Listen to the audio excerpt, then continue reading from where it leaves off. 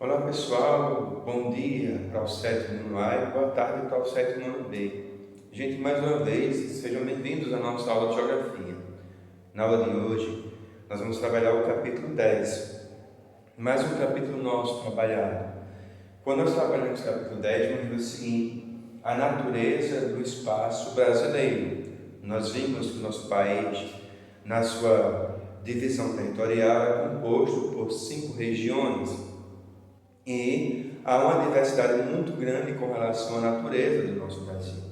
Pois bem, quando nós pegamos essa natureza do espaço brasileiro, vamos ver o seguinte: a geologia do nosso país, a geologia do Brasil. Precisamos entender o seguinte, pessoal: quando nós trabalhamos a geologia do território brasileiro, nós vamos observar que o Brasil, ele não tem fenômenos fortes e com frequência, como por exemplo terremotos, maremotos, vulcanismos. Embora acreditam-se que há muitos anos, no caso acredita-se que há muitos anos houve no Brasil esses fenômenos. Porém, estudos mais atualizados mostram que o Brasil, por ele estar localizado na placa sul-americana, então o Brasil não tem fortes terremotos, não tem vulcões em erupção. Nós temos algumas ocorrências que acontecem no Brasil de alguns abalos, mas que, graças a Deus, não são abalos fortes, por conta que, por graça de Deus, o Brasil está localizado na placa sul-americana. Então isso faz com que nós não tenhamos abalos fortes, abalos sísmicos fortes. Pois veja, quando nós pegamos ainda a geografia do nosso Brasil, vamos ver o seguinte: que o Brasil é um país também formado por aquilo que nós chamamos de as altitudes do Brasil. Por exemplo, os planaltos. Entendemos aqui o seguinte: que os planaltos possuem cerca de 300 a 600 metros e tem um topo ondulado. Um exemplo aqui de um planalto no Brasil, aqui na região Nordeste. Eu não sei se alguns de vocês já fizeram a experiência de ir, por exemplo, ao Agreste Pernambucano. Eu não sei se alguns de vocês, por exemplo, já foram pela BR-232 até a cidade de Caruaru, no Agreste, na capital do Agreste Pernambucano. Então, fazendo a rota até Caruaru, que vai pela BR-232, e já passa pela Serra da Russa, se vocês observarem, quem já foi ou um dia teve a oportunidade de ir, ao lado direito de vocês tem um planalto. Esse planalto nós chamamos de Planalto da Borborema. Então, fica localizado no Agreste Pernambucano. Se um dia vocês forem a Caruaru, você vai poder notar. Vai subir na Serra da Russa, vai observando lá direito, vai ter o planalto, que é chamado Planalto da Borborema. Além de planaltos também, nosso país, nosso Brasil tem as planícies. Entendamos aqui que planícies são áreas rebaixadas, suavemente onduladas. Planaltos, nós temos que são áreas de altitude de 300 a 600 metros, e as planícies são áreas rebaixadas. Tem também as chamadas depressões no Brasil, que são áreas de rebaixamento na costa continental, que é resultado de um processo geológico, tá ok? Pessoal, ainda estudando a questão da natureza do Brasil, a questão geológica do nosso país, vamos também observar aqui o seguinte: que o Brasil é chamado e considerado por muitos estudiosos como a pátria das águas. Por quê? Quando nós pegamos, por exemplo, o planeta Terra, vamos poder observar que aproximadamente o Brasil é composto por 71% de água na sua superfície. Então, aliás, o planeta, né? O planeta Terra. Quando nós pegamos o globo terrestre, por exemplo, vamos ver que o planeta Terra é composto por cerca de 70 a 71% de água do planeta. Pois bem, então o planeta Terra tem cerca de 70 a 71% de água. Ok. Desses 71% aproximadamente de água, vamos ver o seguinte: que 97,5% é de água salgada e 2,5% nós chamamos de água doce, água potável, a água para o consumo humano. E que desses 2,5 de água potável do total do globo terrestre, tá? Entendam isso, gente, para você não se confundir. Vejam só, observem. Nós temos o planeta Terra. Estudos dizem que de 70% a 71% aproximadamente do planeta é água, tá? Os 71%. Desses 71%, vamos ver o seguinte, que 97,5% é água salgada e 2,5% é água doce, é água potável, tá? Aí desses 2,5% de água potável do planeta, o Brasil possui aproximadamente 12%, tá?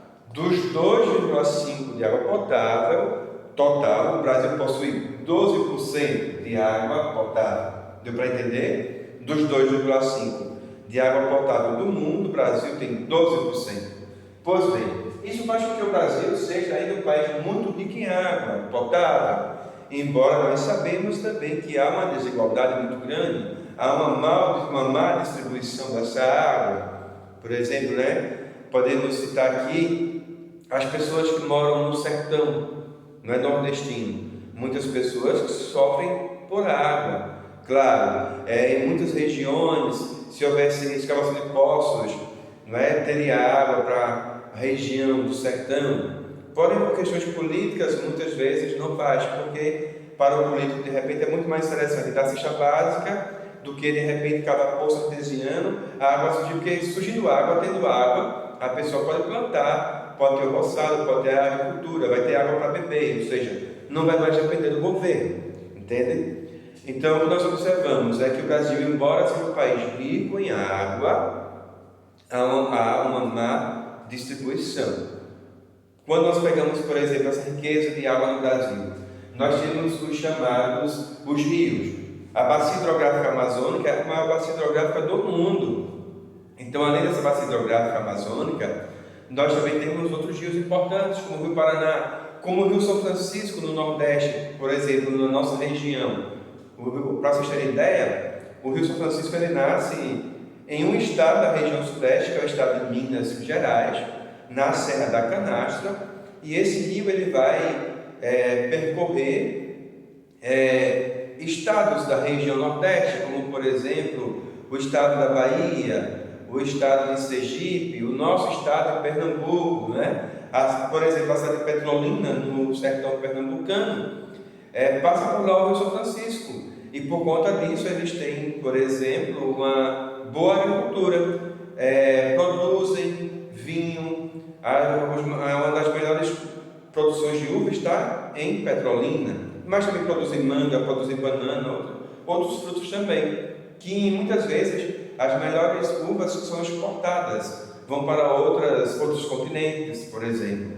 Então o Rio São Francisco é um rio muito importante, para o Nordeste brasileiro, e ele vai até Alagoas, onde há um encontro do rio com o mar, terminando assim em Alagoas, desagando no mar. É o rio que se encontra com o mar no estado de Alagoas. Ainda vem dessa riqueza que o Brasil tem com relação à água, vamos ver o seguinte, que o Brasil tem águas subterrâneas, que são chamados aquíferos. As águas subterrâneas do Brasil estão em 2 aquíferos, a grande parte delas, e esses 2 aquíferos são o aquífero Guarani e o aquífero Alter do Chão. Gente, para vocês terem uma ideia, o aquífero Guarani ele pega a região sudeste do Brasil, pega a região, mais especificamente a região sul do Brasil, e o aquífero Guarani ele vai também até outros países da América do Sul. O aquífero Guarani vai desde o Brasil, a Argentina, ao Uruguai, ao Paraguai, para vocês verem a importância desse aquífero. E o Alter do Chão, que é um aquífero totalmente brasileiro, da região amazônica, embora não saia do território brasileiro, mas os estudos mostram que o aquífero Alter do Chão ainda tem mais água ainda do que o aquífero Guarani, ou seja, há uma riqueza maior de água no aquífero Alter do Chão. Então nós percebemos, na natureza do nosso país, quanta riqueza na natureza do Brasil, gente. E ainda podemos dizer o seguinte com relação ao clima do nosso país. O nosso país, o Brasil, tem um clima, aliás, dois climas de grande destaque, que é o clima equatorial, e entendo aqui que o Brasil ele vai estar, não é? Passa pelo Brasil a linha do Equador. Quando nós pegamos o clima equatorial do nosso país, o clima equatorial do Brasil, nós temos que é um clima quente e um clima úmido, tá certo? Pega muitos estados da região norte do Brasil e até mesmo alguns estados da região nordeste do nosso país, do nosso Brasil. E um outro clima também é o chamado clima tropical. Entendemos aqui que o Brasil está localizado, não é? Abaixo da linha do Equador, na sua grande maioria, embora tenha um pequeno território do Brasil, uma pequena porção do Brasil que está acima da linha do Equador, mas uma boa parte está abaixo da linha do Equador. E também nós observamos que o trópico, não é, de Capricórnio corta o território brasileiro.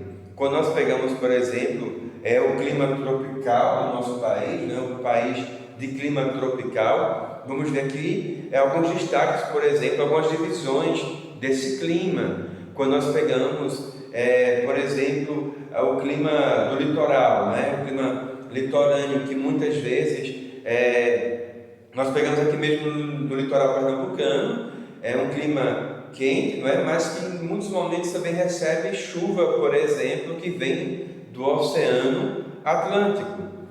Também nesse clima tropical, vamos observar algumas regiões do Brasil que recebem também chuvas, e que algumas regiões também de altitudes, e daí nós sabemos quanto maior a altitude de uma região, menor é a temperatura daquela região.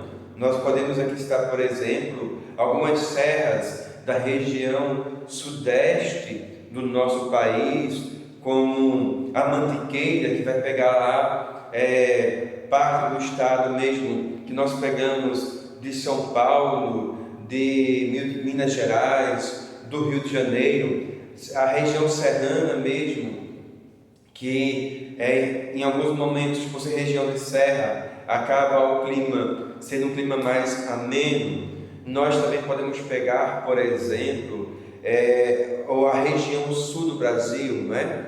A região sul do Brasil que também recebe no inverno, por exemplo, é muito comum as temperaturas caírem bastante no caso, na região sul do nosso Brasil. Então a gente observa essa riqueza. Também, por outro lado, nós observamos o sertão, já é uma outra realidade. O sertão pernambucano, por exemplo, de um clima semiárido, onde há escassez de água, né, falta de chuva, um ambiente, uma localidade mais quente. Então a estiagem, a seca pela qual o nordestino passa. Então são realidades de um clima diverso no nosso país. Como falar para vocês, a região nordeste é quente, mas nós podemos pegar, por exemplo, a região sul do Brasil, em épocas do ano bastante fria, não é? A região que a temperatura é bem fria, a temperatura realmente é diferenciada. Então esta é a realidade de um país tão grande, não é? Mas que tem também na sua extensão territorial essa diversidade de clima que nós temos no nosso Brasil, no nosso país. Gente, por hoje é só. Vão pegando aí o livro de vocês, coloquem aí, tá? Nas páginas 282 a 284, tem aquelas questões que são questões abertas. Aí depois, na página 285, tem o encerramento do capítulo, que vai até a página 290, tá certo? Então, vocês façam essa atividade. Pessoal, para a aula de hoje ainda, vocês fazem da página 282 até a 284.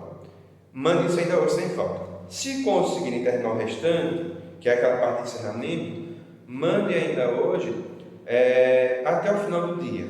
E se não conseguirem, vocês podem enviar na próxima aula, tá bom? Porque tem mais questões.